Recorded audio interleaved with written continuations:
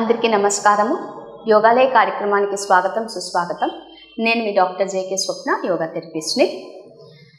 So షట్చక్రాస్ గురించి మనం discuss చేసుకుంటూ వస్తున్నాము.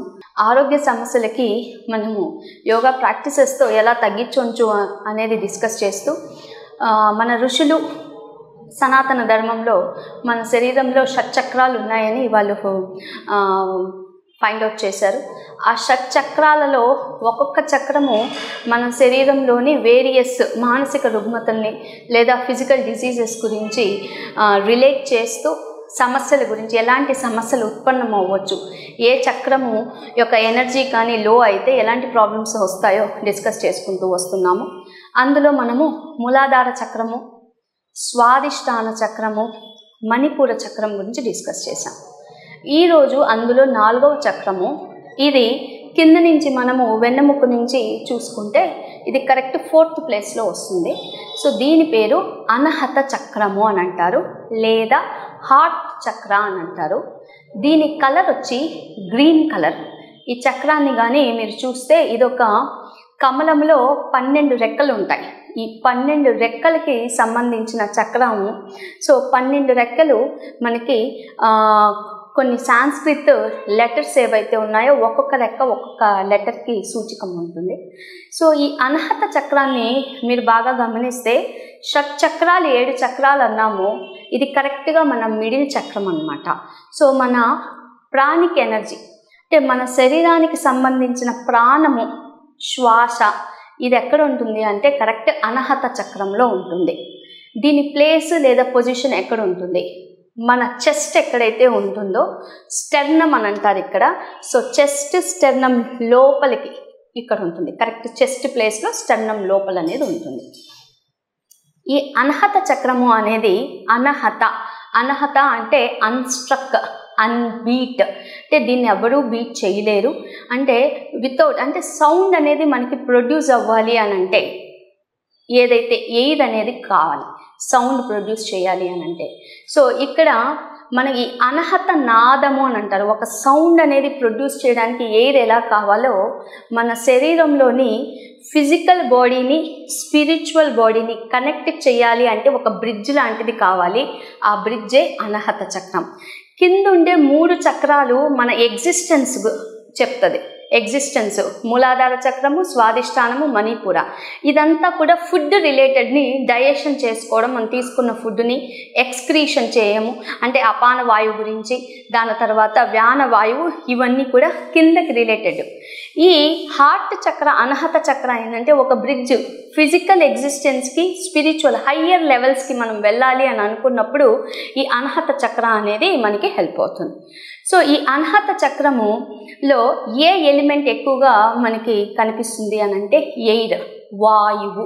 సో వాయువు మూలాధారంలో పృథ్వీ భూమి, స్వాదిష్టానంలో నీరు, మణిపూరంలో అగ్ని, ఇందులో వాయువు.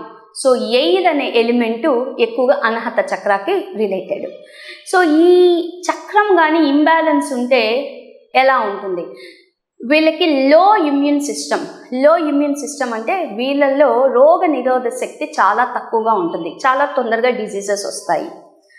సెకండ్ వన్, రోగ నిరోధకతో పాటు రెస్పిరేటరీ ప్రాబ్లమ్స్ ఎక్కువగా వస్తుంటాయి. అంటే ఆస్తమా రిలేటెడ్, ఫ్రీక్వెంట్గా కోల్డ్ రావడము. And at the same time వీళ్ళు ఎక్కడికైనా బయటికి వెళ్ళినప్పుడు చాలా తొందరగా ఎలర్జీస్ లాంటివి వీళ్ళకి ఎక్కువగా వచ్చేస్తూ ఉంటాయి. సో అంటే బయట చాలా తొందరగా ఏ డిజీజ్ అయినా చాలా తొందరగా పట్టేసుకుంటుంది వీళ్ళని. బికాజ్ అనహత చక్ర is related to air expansion. అంటే గాలి ఎలా ప్రతి చోట వ్యాపిస్తూ ఉంటుందో వీళ్ళ చక్రం అంటే వీళ్ళు ఎప్పుడు అనహత చక్రం బ్యాలెన్స్డ్గా ఉందనుకోండి, వీళ్ళు సంతోషంగా ఉంటారు, నలుగురిని సంతోషంగా చూడాలి అని అనుకుంటారు. ఎప్పుడు వీళ్ళ మంచి ఒక్కటే ఆలోచించరు, పక్క వాళ్ళు మంచి, నాతో పాటు నలుగురిని అప్లిఫ్ట్ చేయాలి, నలుగురిని నేను నలుగురితో ప్రేమగా మెలగాలి, వాళ్ళు కూడా పైకి రావాలి అన్న ఫీలింగ్ ఉంటుంది. ఎక్స్పాండ్ ఎప్పుడు వీళ్ళ నేచర్ లవబుల్ నేచరు, ఈజీగా అర్థం చేసుకుంటారు, ఈజీ టు అండర్స్టాండ్, నలుగురితో చక్కగా కలిసిపోతారు. ఎక్కడికి వెళ్ళినా కూడా వీళ్ళు విడిగా ఉండరు, కలిసిపోవడం అంటే ఇది బ్యాలెన్స్డ్గా ఉంటే మాత్రము ఈ చక్రం బ్యాలెన్స్గా ఉన్న వాళ్ళు చాలా మంచి లీడర్షిప్ క్వాలిటీస్ పొందుంటారు. వీళ్ళు ఎక్కడికి వెళ్ళినా కూడా అట్రాక్ట్ చేస్తూ ఉంటారు. వీళ్ళకుండే ఆ నేచర్ని బట్టి అందరిలో కూడా యూనిక్గా ఒకరిగా కనిపిస్తూ ఉంటారు వీళ్ళు. అదే వీళ్ళల్లో తక్కువ ఉందనుకోండి, ఈ అనాహత చక్రం తక్కువ ఉన్నా ఎక్కువ ఉన్నా ఇందాక చెప్పినట్టు మొత్తము నాకే కావాలి and at the same time నేనే ఇవి విన్ చేయాలి, పొజెసివ్ నేచర్, ఇది నాకే కావాలి, ఇంకెవరికి ఇది ఇవ్వకూడదు, నాకే కావాలి, పొజెసివ్ నేచర్ అనేది వీళ్ళకి ఎక్కువగా ఉంటుంది. సో ఈ అనాహత చక్రాన్ని నేను ఇందాక చెప్పాను గ్రీన్ కలర్తో ఐడెంటిఫై చేశారు. సో గ్రీన్ కలర్కి సంబంధించిన ఫుడ్స్ తీసుకున్న, గ్రీన్ కలర్ డ్రెస్ వేసుకున్న అంటే బట్టల్లో గ్రీన్ కలర్ చూస్తూ ఉండాలి. అలాగే పచ్చకి సంబంధించిన అంటే పచ్చరాళ్ళు వేసుకుంటూ ఉన్న వీళ్ళల్లో ఈ అనాహత చక్రాన్ని మనం బ్యాలెన్స్ చేయొచ్చు.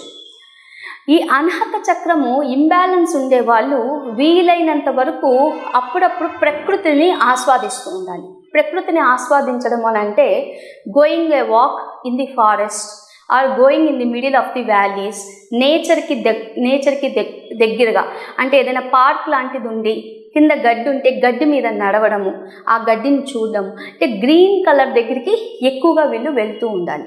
సో వీటికి సంబంధించిన ప్రాణాయామాలు ఏమున్నాయి? సో మనకి ఎప్పుడు కావాల్సింది ఏంటి? ఎక్స్పాన్షన్. వీళ్ళకి తక్కువ ఉండేది ఏంటి? ఎక్స్పాన్షన్ పవర్ అనేది తక్కువ ఉంది. సో ఆ చక్రాన్ని మనం బ్యాలెన్స్ చేయాలి అని అంటే ప్రాణాయామాల్లో ది బెస్ట్ ప్రాణాయామ దీనికి ఏంటి అని అంటే నాడీ శుద్ధి ప్రాణాయామ. ఇది మనం నిన్న కూడా డిస్కస్ చేసాము. సేమ్ ప్రాణాయామ దీనికి కూడా హెల్ప్ అవుతుంది. So left inhale right exhale, right inhale left exhale. So నాడీ శుద్ధి ప్రాణాయామ చాలా చక్కగా హెల్ప్ అవుతుంది. At the same time the second pranayama is the gamma breathing pranayama చెప్పండి లేదా గామా బ్రీతింగ్ అని చెప్పండి. గామా బ్రీతింగ్ అనేది డైరెక్ట్గా మన బ్రెయిన్లోని గామా వేవ్స్ని ఎఫెక్ట్ చేస్తాయి. చెప్తాను, ఇది ఒక చిన్న ప్రాసెస్ ఇది. సో ఈ గామా బ్రీతింగ్లో మనం ఏం చేస్తాము అని అంటే నోటి ద్వారా శ్వాస తీసుకుంటాము, నోటి ద్వారా శ్వాస వదులుతాము. 3 రౌండ్స్ చేయాలి. మళ్ళీ నోటి ద్వారా శ్వాస తీసుకోవాలి, ముక్కు ద్వారా శ్వాస వదలాలి. 3 రౌండ్స్. ముక్కు ద్వారా శ్వాస తీసుకోవాలి, నోటి ద్వారా శ్వాస వదలాలి. 3 రౌండ్స్. ముక్కుతో శ్వాస తీసుకోవాలి, ముక్కుతో శ్వాస వదలాలి.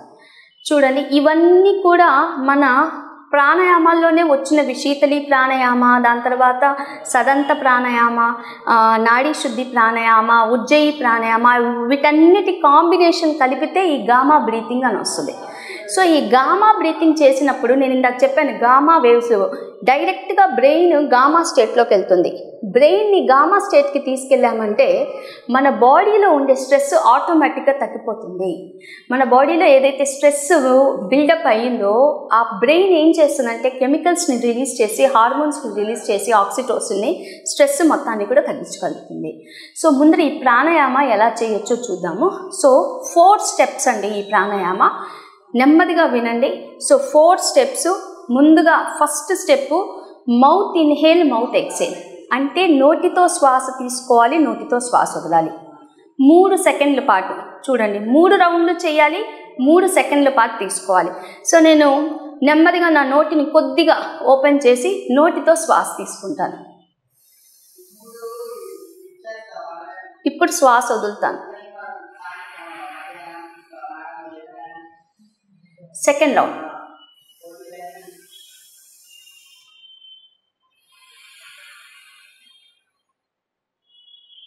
Third round.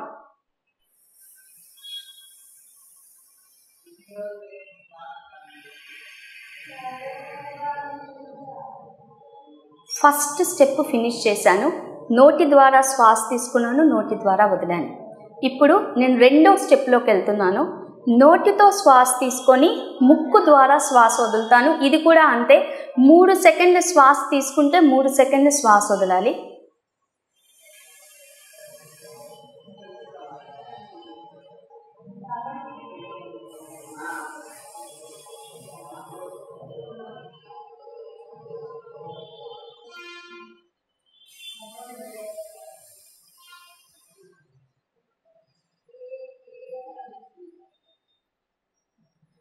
రెండో స్టెప్ ఫినిష్ చేశాను. నోటి ద్వారా శ్వాస తీసుకొని ముక్కు ద్వారా శ్వాస వదిలాను. ఇప్పుడు మూడో స్టెప్లోకి వెళ్తున్నాను. ముక్కు ద్వారా శ్వాస తీసుకొని నోటి ద్వారా బెలూన్ ఊదినట్టుగా వదులుతాను. ముక్కుతో శ్వాస తీసుకుంటున్నా.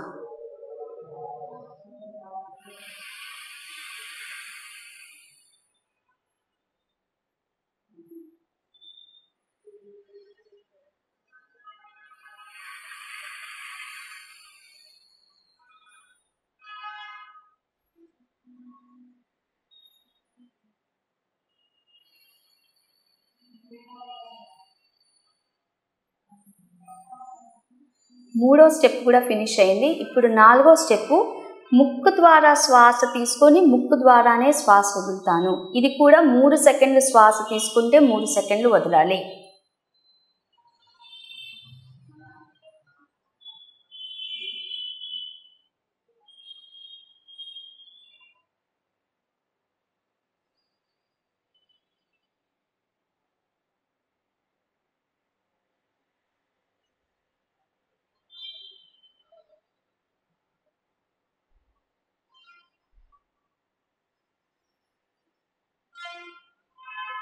Slowly come out of this.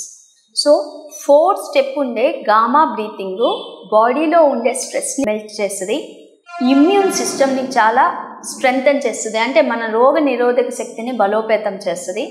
మీకు రెస్పిరేటరీ ప్రాబ్లమ్స్ ఏమున్నా కూడా రెస్పిరేటరీ సిస్టమ్కి, అది ఆస్మా ఉండనివ్వండి, ఇంకో ప్రాబ్లం ఉండనివ్వండి, ఎక్కువగా నెమ్ము వస్తూ ఉండనివ్వండి, ఈ 4 స్టెప్ ఉండే గామా బ్రీతింగ్ చేసి చూడండి. మీకు బెనిఫిట్ రిజల్ట్ మీకే తెలుస్తుంది. కోర్స్ నేను ఫస్ట్ నుంచి చెప్పేది ప్రోగ్రాంలో ఒకటే, ఏది కూడా ఒకరోజు చేస్తే రాదు. మీరు అట్లీస్ట్ ప్రాణాయామ లాంటివి చేసినప్పుడు ఒక 1 మంత్ పాటు వెయిట్ చేయాలి. బ్రీతింగ్ చేయండి, దాని తర్వాత రిజల్ట్ ఆటోమేటిక్గా వస్తుంది. సో బ్రీతింగ్ చేసేటప్పుడు మనసంతా కూడా శ్వాస మీదే ఉంచాలి. మనం చేసే ప్రాసెస్ శ్వాస ఎలా తీసుకుంటున్నాం, శ్వాస ఎలా వదులుతున్నామో చూసుకోవాలి. థర్డ్ వన్ డయాఫ్రామాటిక్ బ్రీతింగ్, అంటే అబ్డామినల్ బ్రీతింగ్ అనొచ్చు. మన డయాఫ్రమ్ ఎక్కడ ఉంటుందంటే ఈ పొట్ట లంగ్స్ మధ్యలో ఉంటుంది, ఒక పలక లాగా ఉంటుంది, సన్నటి పలక, మన కంటికి కూడా కనిపించిన పలక ఎలా ఉంటుందో ఉంటుంది డయాఫ్రమ్. అది మనం శ్వాస తీసుకునేటప్పుడు శ్వాస వదిలేటప్పుడు పైకి కిందకి మూవ్ అవుతూ ఉంటుంది. So diaphragmatic breathing is also very good for మన స్ట్రెంథనింగ్ ది అనాహత చక్ర. ఇది మీరు కూర్చొని చేయొచ్చు లేదా పడుకొని కూడా చేయొచ్చు. ఈరోజు పడుకొని ఎలా చేయొచ్చో చూద్దాము. ఇలా పడుకున్నాక కుడి చెయ్యం పొట్ట మీద, ఎడమ చెయ్యము ఇక్కడ. మీకు ఏమైనా నెక్ ప్రాబ్లం ఉంటే చిన్న దిండు లాంటిది హైట్కి పెట్టుకోండి, అదర్వైజ్ హ్యాపీగా ఇలా పడుకోండి. Okay, so the diaphragmatic breathing అంటే ఏం లేదు, శ్వాస తీసుకునేటప్పుడు నా పొట్ట పైకి ఇలా ఉబ్బాలి, అంటే నా కుడి చెయ్యి ఏదైతే ఉందో అది పైకి ఇలా రావాలి. శ్వాస వదిలేటప్పుడు పొట్ట లోపలికి వెళ్ళాలి. స్లోలీ ఇన్హేల్, శ్వాస తీసుకోండి. శ్వాస తీసుకునేటప్పుడు మీ పొట్ట పైకి ఉబ్బుతుందా లేదా గమనించండి. మీ కాన్సన్ట్రేషన్ మొత్తము, మీ ధ్యాస మొత్తము శ్వాస తీసుకోవడంలో ఉండాలి. పొట్ట పైకి మూవ్ అయ్యిందా లేదా గమనించండి. పొట్ట పైకి మూవ్ అవ్వడం అంటే మీ అరచేయి కొద్దిగా పైకి రావాలి. ఇప్పుడు నేను శ్వాస వదలాలి. స్లోలీ శ్వాస వదులుతూ ఉన్నాను. పొట్ట ఆటోమేటిక్గా లోపలికి వెళ్ళాలి. మీ అరచేయి ఏదైతే ఉందో నేల వైపుకి లాగినట్టుగా ఉండాలి. నా చెస్ట్ మూమెంట్ ఏది మూవ్ అవ్వట్లేదు చూడండి. నా లెఫ్ట్ హ్యాండ్ ఏదైతే చెస్ట్ మీద పెట్టానో దీనికి ఎటువంటి మూమెంట్ కలగట్లేదు. Only I am concentrating on the diaphragm. Inhale, exhale,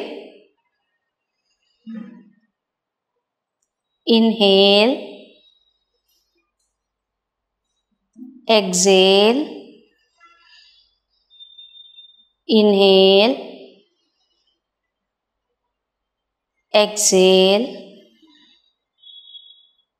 inhale, exhale, gently relax. ఇది డయాఫ్రామాటిక్ బ్రీతింగ్.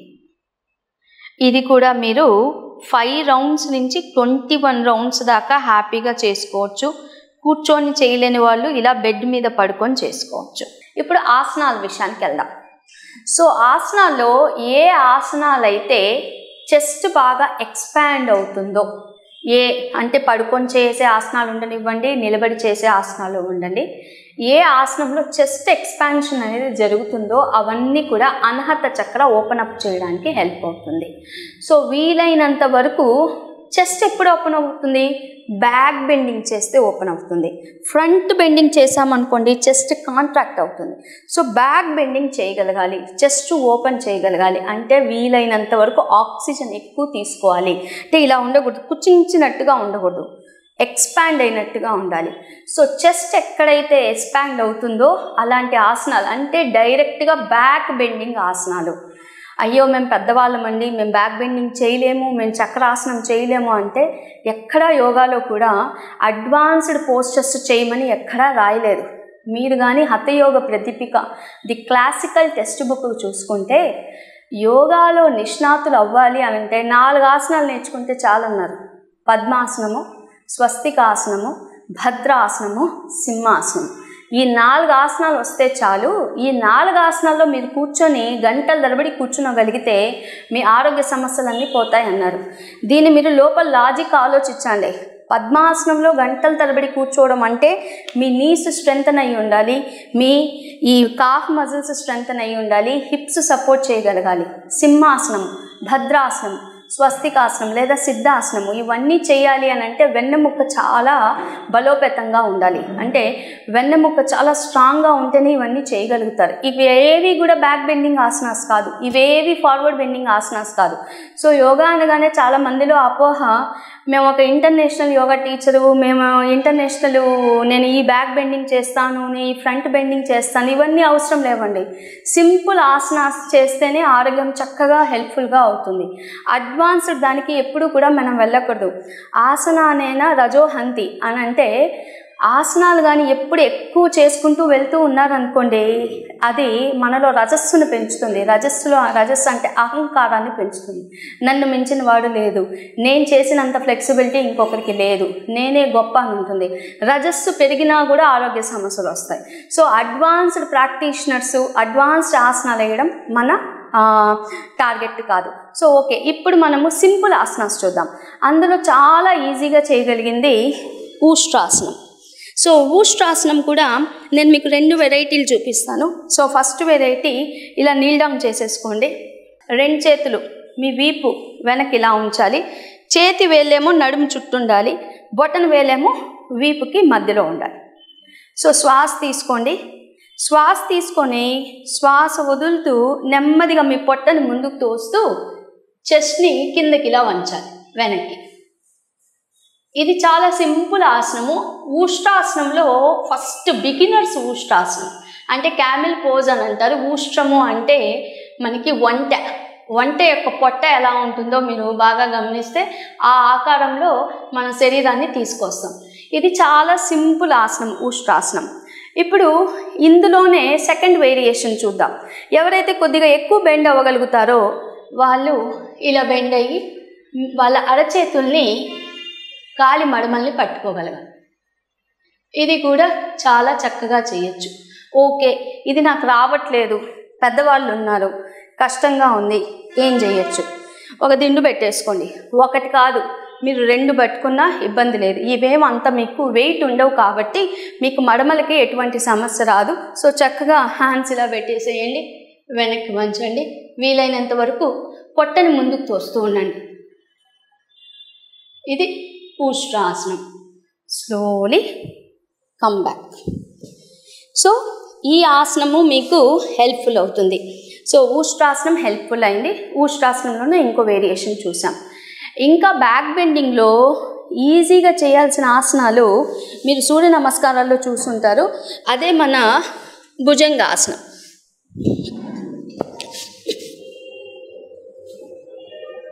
ముందుగా ఇలా పడుకొని, ఇది మకరాసనము. ఇప్పుడు నేను భుజంగాసనంలోకి వెళ్తాను. సో 2 చేతులు కరెక్ట్ మీ షోల్డర్ లెంత్, మీ షోల్డర్స్కి కింద తెచ్చుకోండి. ఎల్బోస్ ఇలా రాకూడదు, ఎల్బోస్ శరీరానికి ఇలానే ఉండాలి దగ్గరికి. శ్వాస తీసుకోండి. శ్వాస వదులుతూ నాభి దాకా శరీరాన్ని లేపాలంతే. చాలా ఈజీ.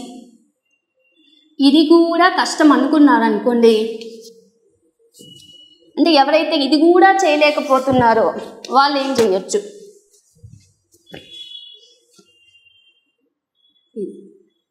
ఇలా చేయొచ్చు. ఇది కూడా చూడండి, చెస్ట్ ఎక్స్పాండ్ అయింది, సింపుల్గా ఇలా చేయొచ్చు. ఓకే, రెండు అయినాయి. కూష్ఠాసనం చూసాం, భుజంగాసనం చూసాం. నెక్స్ట్ వన్ శలభాసనం. ఎలా చేయాలి? రెండు చేతులు లోపలికి పెట్టేసుకోవాలి. లోపలికంటే మీ తొడల కిందకి పెట్టేసి మీ గడ్డం ఏదైతే ఉందో అది నేల మీద ఉండాలి. ఇప్పుడు మీ కుడి కాలుని ఒక్కటే పైకి లేపండి, సపోర్ట్గా ఎడమ కాలు ఉంచండి. ఇది ఏకపాద శలభాసనం. రైట్ సైడ్ చేశాను, ఇప్పుడు లెఫ్ట్ సైడ్ చేస్తాను.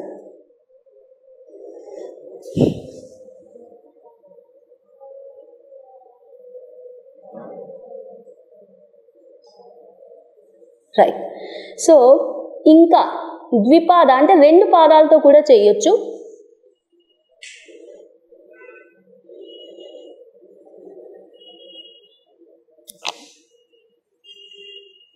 ఇది ద్విపాద శలభాసనం. ఈ శలభాసనం చేసేటప్పుడు కూడా మీరు లెగ్స్ లిఫ్ట్ చేయలేకపోతున్నారు అనుకోండి, ఈ పిల్లోని చెస్ట్ కింద పెట్టుకోవచ్చు లేదా థైస్ కింద పెట్టుకోవచ్చు. పెట్టుకొని లెగ్స్ని లిఫ్ట్ చేయొచ్చు. చూపిస్తాను చూడండి.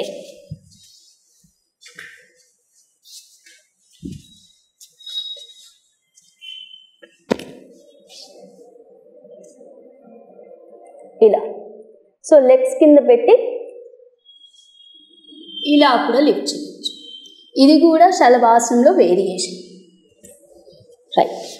సో 3 ఆసనాలు చూపించాను. భుజంగాసనము, శలభాసనము, ఆ తర్వాత ఊష్ట్రాసనం. ఈ 3 ఆసనాస్ కూడా చక్కగా హెల్ప్ అవుతాయి. స్టాండింగ్లో 2 ఆసనాలు చూద్దాము. స్టాండింగ్లో ఇందాక నేను మీకు ఊష్ట్రాసనం చూపించాను కదా, అందులో బిగినర్ వేరియేషను అర్ధచక్రాసనం ఇలా చేసుకోవచ్చు. ఇది అర్ధచక్రాసనము. ఇంకా మీరు పార్శ్వకోణాసనం చేయొచ్చు.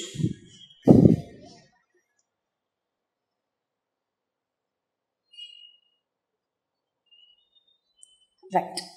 సో ఈరోజుటి కార్యక్రమంలో మనము అనహత చక్రము, ది హార్ట్ చక్రాన్ని బ్యాలెన్స్ చేయడానికి, లేదా ఇంబ్యాలెన్స్ వస్తే ఏ సిమ్టమ్స్ వస్తాయి, వాటిని బ్యాలెన్స్ చేయాలంటే ఏ ప్రాణాయామాలు చేయాలి, అందులో ఇంపార్టెంట్ గామా బ్రీతింగ్ చెప్పాను, దాని తర్వాత నాడీ శుద్ధి ప్రాణాయామ చెప్పాను, డయాఫ్రమాటిక్ బ్రీతింగు. వీటితో పాటు ఏ ఆసనాల్లో అయితే మీరు బ్యాక్ బెండింగ్ ఎక్కువ చేయగలుగుతారో వీటి గురించి డిస్కస్ చేశాం. రేపటి కార్యక్రమంలో ఇంకొన్ని విశేషాలు తెలుసుకుందాం షట్చక్రాల గురించి. అప్పటిదాకా సెలవు తీసుకుంటూ నేను మీ డాక్టర్ జేకే స్వప్న, యోగా థెరపిస్ట్ని. Thank you.